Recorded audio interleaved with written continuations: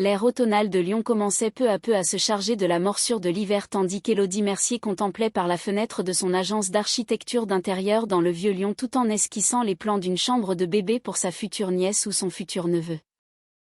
Alors que son crayon glissait sur le papier, son esprit s'égara vers l'enfant qu'elle avait perdu quelques mois plus tôt. « Élodie, il y a un client au téléphone », dit son assistante Camille en passant la tête par la porte du bureau. Élodie prit une profonde inspiration, afficha un sourire et ferma son carnet de croquis car elle était une architecte d'intérieur très respectée à Lyon, particulièrement connue pour ses restaurations de bâtiments historiques. Ses affaires prospéraient et elle avait récemment fait la couverture d'un magazine de décoration. « Merci Camille, peux-tu me les passer ?»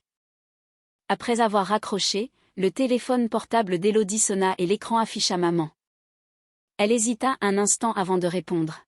« Maman, qu'est-ce qu'il y a ? » « Élodie, tu n'as pas oublié le dîner de ce soir, n'est-ce pas ?»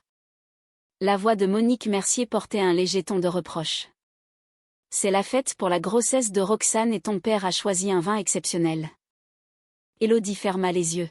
« Je n'ai pas oublié, je serai là à 19h. » « Bien, et pourrais-tu aider pour les décorations de la baby shower de Roxane ?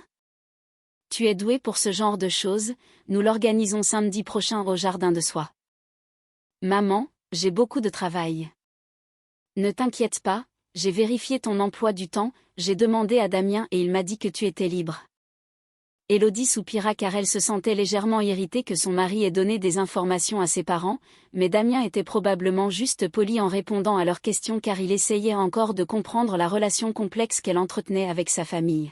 « Très bien, je vais aider. » Ce soir-là, Élodie et son mari se rendirent chez ses parents. Damien Mercier jeta un coup d'œil à sa femme tout en conduisant. « Est-ce que ça va ? Tu n'es pas obligée de te forcer aujourd'hui. » Élodie sourit en disant que tout allait bien et que c'était sa famille. Damien hocha la tête en silence car il aimait sa femme et comprenait sa relation compliquée avec ses proches, pourtant il ne pouvait s'empêcher de penser que ses parents avaient été trop froids depuis sa fausse couche. Imaginez-vous gagner 10 000 € par mois juste avec YouTube, tout cela depuis chez vous ? C'est exactement ce que j'ai fait avec les histoires Reddit, sans visage et sans voix, regardez le lien en description si vous êtes curieux. Lorsqu'ils arrivèrent au manoir familial des Mercier, la porte d'entrée s'ouvrit et Roxane sortit pour les accueillir. Son ventre ne se voyait pas encore beaucoup, mais son visage avait cet éclat spécial de la grossesse. « Élodie, Damien, vous voilà enfin. » Roxane serra Élodie dans ses bras et embrassa Damien. « Tout le monde nous attend. » Dans le salon, Jean-Pierre et Monique Mercier étaient assis. Jean-Pierre se leva, un verre de cognac à la main, et serra la main de son gendre. « Damien, comment va le travail ? As-tu terminé cette affaire ? » Monique embrassa la joue d'Élodie. « Ma chérie, as-tu maigri ? Tu dois manger davantage, dit-elle en touchant le bras de sa fille, tu dois oublier cette fausse couche et aller de l'avant. » Élodie garda son sourire tout en ressentant une douleur intérieure car sa famille traitait sa perte comme un événement insignifiant alors que son médecin lui avait dit que sa mauvaise condition physique était probablement due au stress mental tandis que sa famille répétait sans cesse qu'elle se faisait des idées. « Roxane, comment se passent tes nausées matinales ? » Élodie essaya de changer de sujet. « Je n'en ai presque pas, le médecin a dit que c'était une grossesse très saine. » Roxane sourit fièrement. Maman a toujours dit cela de moi depuis que je suis petite, Roxane peut tout gérer avec aisance. Jean-Pierre sourit avec fierté en ajoutant que c'était vrai et qu'elle était l'étoile de la famille. Pendant le dîner, la conversation tourna autour de la grossesse de Roxane, du succès de son mari Marc et du futur bébé. Élodie mangeait en silence, hochant parfois la tête pour participer. Sous la table, Damien lui tenait la main, lui offrant un soutien silencieux. Après le dîner, Monique appela Élodie dans la cuisine. « À propos de la baby shower, j'ai fait une liste de cadeaux, dit-elle en lui tendant une tablette, et j'ai aussi quelques idées de décoration, occupe-toi de tout s'il te plaît. » Bien que réticente, Élodie sourit et acquiesça en disant de lui laisser faire. Sur le chemin du retour, Damien dit doucement qu'elle pouvait garder ses distances et qu'elle n'avait pas besoin de se forcer. « Ce sont mes parents, si je n'aide pas, qui le fera ? » répondit Élodie en regardant par la fenêtre. Le lendemain, Élodie reçut un appel de sa tante Hélène. Hélène, la tante paternelle de Damien, vivait loin à Nice mais venait occasionnellement à Lyon. Élodie, je viens à Lyon ce week-end, pourrions-nous nous voir? Hélène, bien sûr, s'il te plaît, reste avec nous. Élodie était sincèrement heureuse car Hélène était comme une vraie famille pour elle. Alors j'arriverai vendredi, j'ai hâte d'entendre parler de tes nouveaux projets. Après avoir raccroché, Élodie sentit une partie de la tension quitter ses épaules car la visite d'Hélène lui apporterait du soutien avant la baby shower. Cette nuit-là, allongée dans son lit, Élodie dit à Damien qu'Hélène arrivait et qu'elle pourrait tout lui dire. Damien toucha doucement les cheveux de sa femme en disant que c'était une bonne chose et que les liens du sang ne sont pas les seuls à définir une famille. Élodie posa sa tête sur la poitrine de son mari en murmurant qu'elle le savait mais elle coupa ses mots car il y avait tant de choses qu'elle voulait dire mais elle n'avait pas encore le courage de les exprimer. La veille de la baby shower, Élodie faisait des courses au marché des Halles. Elle choisissait un cadeau pour Roxane, bien qu'il soit difficile de trouver quelque chose de sincère car elle était déchirée entre l'envie de célébrer son futur neveu et son propre sentiment de perte. Élodie. En se retournant, elle vit Marc, le mari de Roxane, avec plusieurs sacs de courses au bras. « Bonjour Marc. » Élodie sourit. Marc s'approcha d'elle et baissa la voix. « À propos de demain, est-ce que tu vas bien ?» Sa question surprit Élodie car il était le seul de la famille à prendre en compte ses sentiments. « Oui, bien sûr, » répondit-elle machinalement, mais en voyant la sincérité dans ses yeux, elle laissa échapper un peu de vérité. « Non, honnêtement, ce n'est pas facile. » Marc hocha la tête avec compréhension. « Je comprends, Roxane et tes parents, » il hésita un instant comme s'il choisissait ses mots, ils peuvent parfois être insensibles aux sentiments des autres. « Merci Marc, » dit Élodie avec une gratitude sincère, cela m'aide de savoir que tu t'en soucies.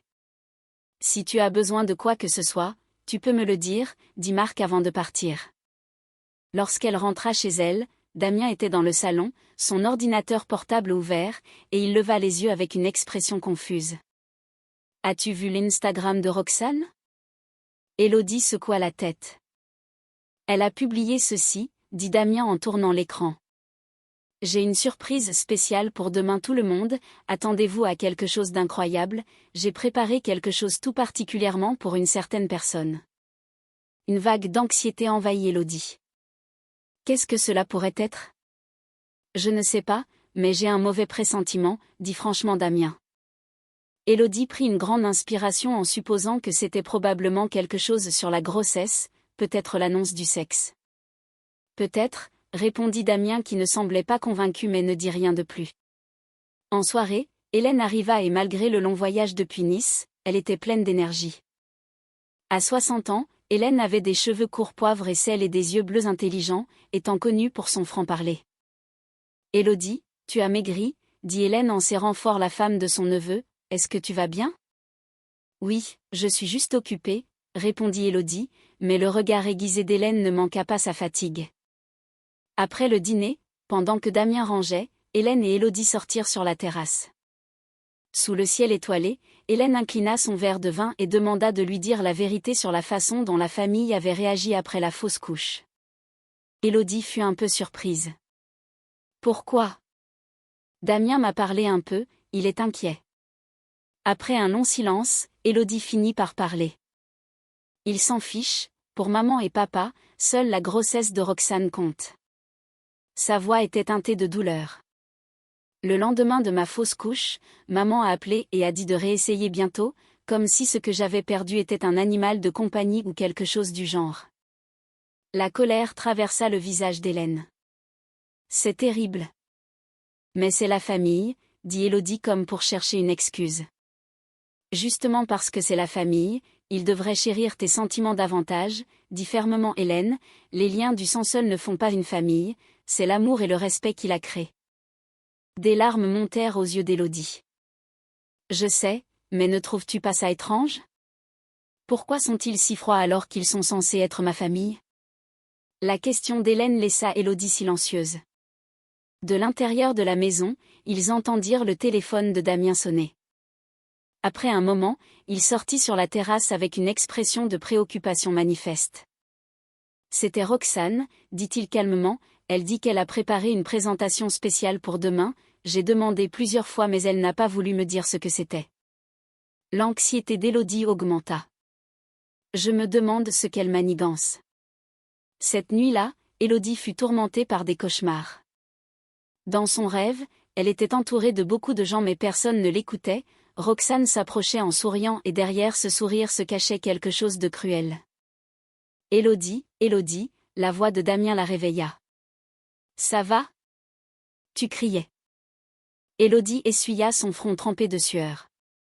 J'ai fait un rêve effrayant. C'était quoi ? Je ne m'en souviens pas, mentit-elle alors qu'en fait elle s'en souvenait très bien mais elle craignait que l'exprimer ne le rende réel. Pendant le petit déjeuner, Hélène regarda avec inquiétude le teint d'Élodie. Tu n'as pas bien dormi. Élodie sourit faiblement en disant que ça allait.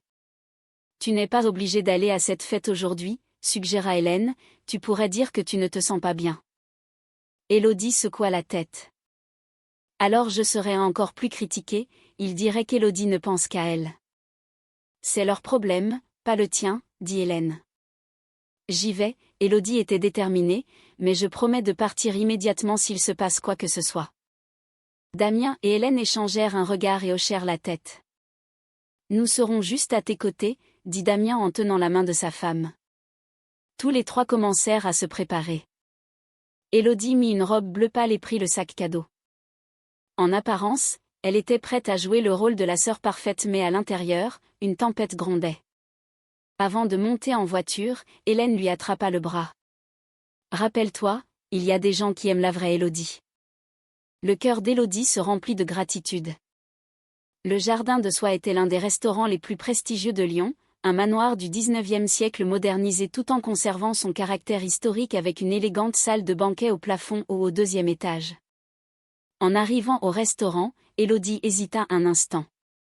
Bien qu'elle ait été impliquée dans la conception du restaurant, elle ne pouvait pas en être fière aujourd'hui. Élodie, ça va ? Damien posa sa main sur son bras.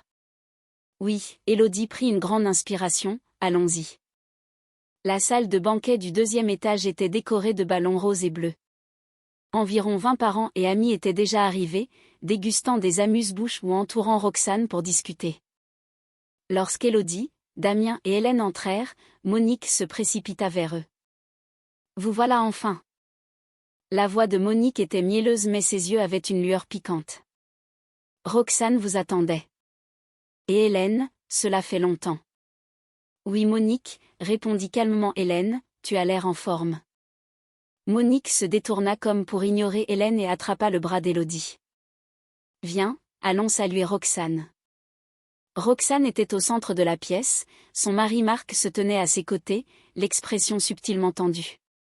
Roxane, vêtue d'une élégante robe de maternité, afficha un sourire exagéré en voyant Élodie. Grande sœur, tu es venue. Roxane serra Élodie dans ses bras mais l'étreinte semblait rigide et calculée. Félicitations Roxane, dit doucement Élodie, c'est une très belle fête. Oh, tout cela est grâce à toi, répondit Roxane d'une voix doucereuse, les décorations sont parfaites et ce restaurant est magnifique. Jean-Pierre Mercier s'approcha de ses filles. Mes belles filles, dit-il, mais son regard n'était dirigé que vers Roxane. Élodie, la table des cadeaux est là-bas, pointa-t-il, c'est un jour spécial, profitons-en. Élodie sourit et alla poser son cadeau tandis que Damien et Hélène gardaient un œil sur elle tout en commençant à discuter avec les autres invités. Au fil du temps, Élodie commença à se détendre légèrement. Monique lui demanda d'aider avec la nourriture et elle fit des allers-retours entre la cuisine et la salle. Puis-je avoir votre attention s'il vous plaît ? Un silence soudain tomba et Élodie émergea de la cuisine. Roxane tenait un micro, debout au centre de la pièce. C'était le moment d'ouvrir les cadeaux. Tout d'abord, je voudrais remercier tout le monde d'être venu aujourd'hui, dit Roxane avec un sourire radieux, et j'ai une annonce spéciale à faire. La salle devint silencieuse. Élodie remarqua la tension qui traversait le visage de Marc. En fait, aujourd'hui nous avons 2 célébrations, continua Roxane. La première, bien sûr, est notre bébé, et la deuxième est... Elle marqua une pause et regarda directement Élodie avec une joie cruelle dans les yeux. Nous fêtons aussi le fait que ma sœur Élodie ait enfin abandonné l'idée d'avoir un enfant après sa fausse couche. Personne ne rit, tout le monde resta figé de choc et d'horreur. Le visage de Marc pâlit et il attrapa le bras de sa femme. Roxane. Élodie n'en croyait pas ses oreilles, ses jambes tremblaient et elle sentait une oppression dans sa poitrine. Le monde semblait bouger au ralenti. Roxane, c'est... commença Damien d'une voix tremblante de colère. C'est une blague, dit Roxane en riant. Tout le monde, ne soyez pas si sérieux, Élodie va bien, n'est-ce pas? Élodie se redressa sur ses jambes tremblantes. C'est ignoble, Roxane. Sa voix était calme mais résonnait dans toute la salle. Célébrer le deuil de quelqu'un? Soudain, ses cheveux furent tirés violemment. Monique se tenait derrière elle, lui agrippant les cheveux. Ne réagis pas de façon excessive pour une chose pareille, dit Monique d'une voix furieuse, tu ne comprends pas l'humour? Tu es toujours comme ça, à gâcher le jour de bonheur de ta sœur. Monique. Hélène accourut. Lâche-la. Cela ne te regarde pas. Cria Monique. Jean-Pierre se plaça entre ses filles. Élodie, tu exagères toujours, Roxane a juste fait une plaisanterie légèrement inappropriée, elle n'a pas essayé de te blesser intentionnellement. Pas intentionnellement? Dit Élodie les larmes aux yeux. Elle a dit qu'elle célébrait la mort de mon bébé. Tu en fais trop, s'esclaffa Monique, ce n'était qu'une fausse couche, tu pourras en avoir un autre bientôt. Quelque chose se brisa à l'intérieur d'Élodie. Elle essaya de se dégager de l'emprise de Monique mais Monique tira ses cheveux encore plus fort. Les deux luttèrent et sans s'en rendre compte, se rapprochèrent de la rambarde de la mezzanine. Lâche-moi! Cria Élodie. Tu devrais présenter des excuses à ta sœur. Éleva la voix Monique. Dans la confusion, Damien et Hélène tentèrent de se précipiter au secours d'Élodie. Marc essayait aussi de s'interposer entre les deux femmes. L'instant d'après, ce fut clair pour tous les spectateurs. Monique poussa violemment Élodie vers la rambarde. Élodie perdit l'équilibre et bascula par-dessus la rambarde dans le vide. Élodie! Le cri de Damien fit écho, il tendit la main vers elle mais ses doigts la frôlèrent à peine. Pendant sa chute, Élodie vit les visages surpris et effrayés de Roxane et de ses parents qui semblaient ne comprendre les conséquences de leurs actes que maintenant. Durant la chute, une étrange paix envahit Élodie et la pensée que cela pourrait être la fin lui traversa l'esprit. Elle entendit les cris des clients du restaurant au premier étage et le moment d'après, Élodie heurta le sol de marbre dur. Une douleur aiguë traversa son corps puis sa conscience commença à s'estomper. La dernière chose qu'elle vit fut la magnifique fresque au plafond du restaurant, celle qu'elle avait elle-même conçue. Quelle ironie! Au moment où elle pensa cela, le monde fut enveloppé de ténèbres. Un plafond blanc et une odeur de désinfectant furent les premières choses qu'Élodie ressentit lorsqu'elle reprit connaissance. Elle cligna des yeux en essayant de faire la mise au point. Élodie, Élodie, tu m'entends? C'était la voix de Damien. Son visage apparut dans sa vision floue, un visage inquiet et fatigué mais avec une lueur de soulagement dans les yeux. Damien? Sa voix était rauque. Où sommes-nous? À l'hôpital, tu vas t'en sortir maintenant. Élodie put peu à peu voir son environnement, une chambre d'hôpital blanche, une perfusion et deux autres silhouettes près de la fenêtre, Hélène et un inconnu, un homme en uniforme, un officier de police. Élodie était confuse. Les souvenirs revenaient par fragments, la baby shower, les mots de Roxane, la lutte avec Monique et la chute. Que s'est-il passé? Madame Mercier, l'officier de police s'approcha. Comment vous sentez-vous? J'ai mal mais ça va, répondit Élodie, et vous êtes? L'inspecteur Martin, j'aimerais vous parler de votre accident. Accident? Élodie, Hélène vint à son chevet et lui prit la main. Tu es tombée du 2e étage mais par miracle, tu as échappé à des blessures graves. Selon le médecin, tu as une légère commotion cérébrale, une fracture du bras droit et des ecchymoses dans le dos. Je me souviens. Élodie chercha ses mots. Roxane a dit des choses terribles et puis maman. C'est Mark Foster qui a appelé la police, dit calmement l'inspecteur Martin. Selon son témoignage, ce n'était pas juste un accident. Mark? Élodie fut surprise. La porte s'ouvrit et une autre personne entra, une femme métisse à l'allure intelligente dans un tailleur élégant. Élodie, je suis ravie que vous soyez réveillée. Elle sourit en s'approchant. Je suis Caroline Watson, j'ai été recommandée par votre collègue Sarah et je serai votre avocate. Avocate? Élodie était de plus en plus confuse. Mark a tout raconté, dit doucement Hélène. Pas seulement ce qui s'est passé à la fête, il s'interrogeait sur le comportement de Roxane et de tes parents depuis des mois. Que veux-tu dire? Damien, Hélène et Caroline échangèrent des regards. L'inspecteur Martin s'éclaircit la gorge. Madame Mercier, cela va être un choc, dit prudemment l'inspecteur. Votre sœur et vos parents sont actuellement interrogés, ils sont soupçonnés de vous avoir causé des blessures volontaires. Des blessures? Il est clair que ce n'était pas une simple chute accidentelle, continua l'inspecteur, mais ce n'est pas tout. Selon le témoignage de Mark Foster et les preuves qu'il a fournies, votre famille est soupçonnée de vous avoir administré intentionnellement des substances pour provoquer votre fausse couche. Élodie eut le souffle coupé. Ce n'est pas possible. Ce que M. Foster a fourni, ce sont des messages textes trouvés sur le smartphone de Roxane et des reçus de pharmacie, continua l'inspecteur. De plus, les substances en question ont été retrouvées au domicile de vos parents et sont en cours d'analyse en laboratoire. Le cœur d'Élodie s'emballa. Ma fausse couche. Ils l'ont provoquée. Sa voix tremblait. Caroline s'avança. Élodie, écoutez-moi. À ce stade, ce sont des soupçons sérieux mais les preuves suggèrent que votre famille ne voulait pas que vous ayez d'enfants. Le monde d'Élodie semblait s'écrouler. Pourquoi? Selon Mark, dit doucement Hélène, tes parents ont toujours vu Roxane comme l'héritière, ils pensaient que Roxane devait avoir le premier enfant pour perpétuer ce qu'ils considèrent comme la lignée prestigieuse des Mercier. Mais je porte le nom Mercier, dit faiblement Élodie. C'était peut-être justement cela le problème, dit doucement Damien, tu réussissais trop bien par toi-même. Ce n'est pas tout, intervint Caroline. D'après Mark, Roxane a toujours été jalouse de vous, de votre succès, de votre mariage et du fait que vous soyez tombée enceinte la première. Elle n'est pas ce genre de... Commença Élodie mais elle n'était pas sûre de ses propres mots. Elle était pathologiquement jalouse de vous, dit l'inspecteur Martin. De nombreux messages critiquant votre réussite ont été trouvés sur son téléphone et la fréquence a augmenté après l'annonce de votre grossesse.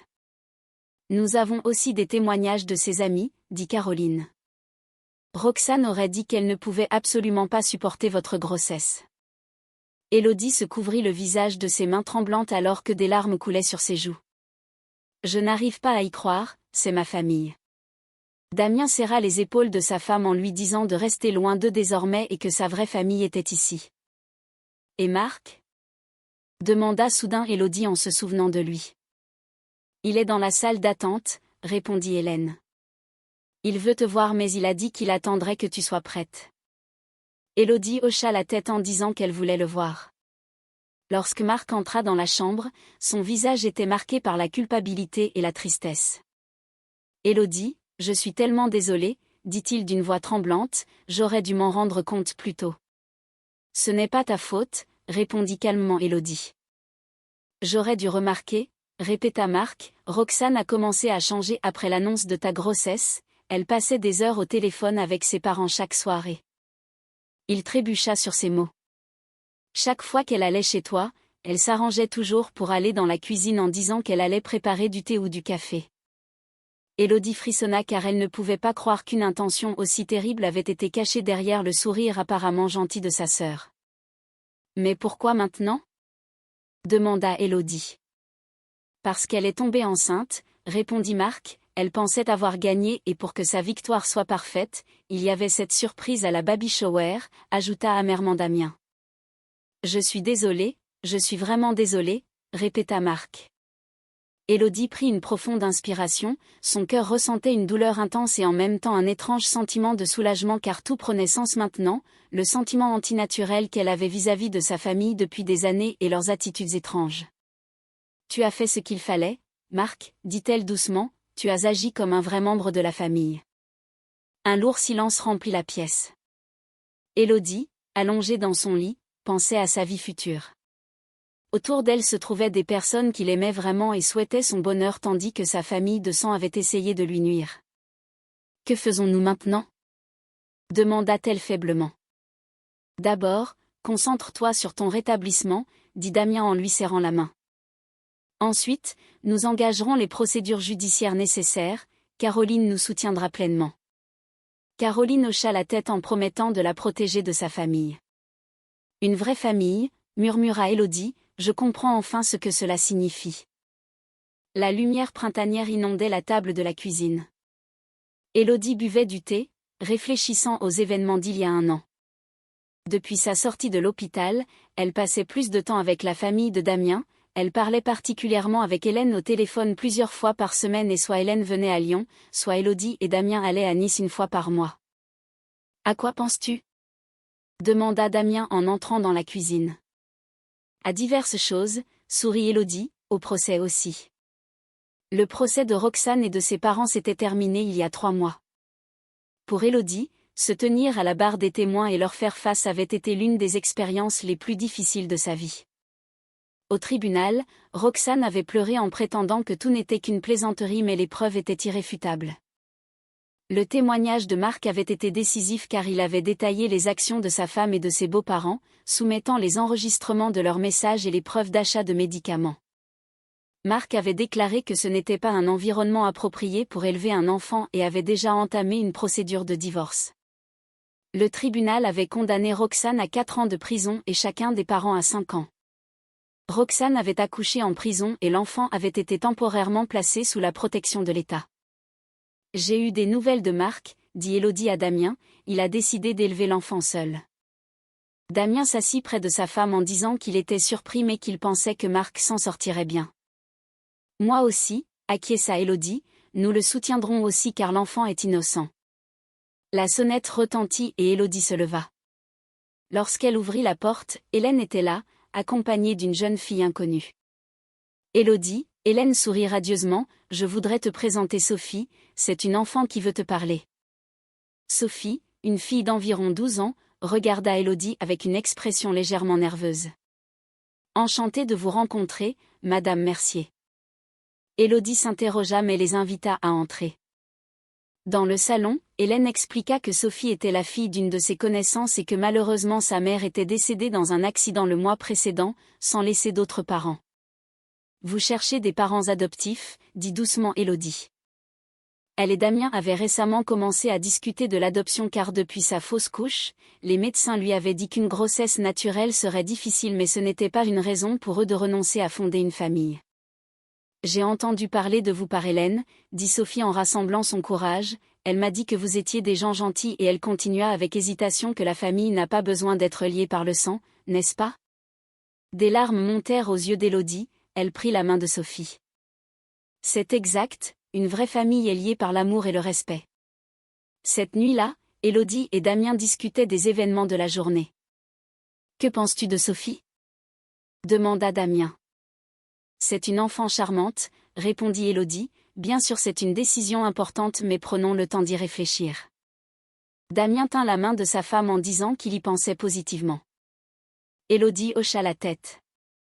En regardant le ciel étoilé par la fenêtre, elle réfléchit au fait qu'il y a un an, elle avait été trahie par sa famille de sang mais qu'elle était maintenant entourée d'une véritable famille unie par de nouveaux liens. Roxane et ses parents partiraient probablement vivre ailleurs après leur libération et continueraient sans doute à blâmer Élodie mais ils ne feraient plus partie de sa vie. « Une vraie famille » chuchota Élodie, « je suis sûre que nous pouvons devenir une famille merveilleuse. » Damien serra sa femme dans ses bras tandis qu'à l'extérieur, la brise printanière agitait doucement les arbres, annonçant un nouveau départ.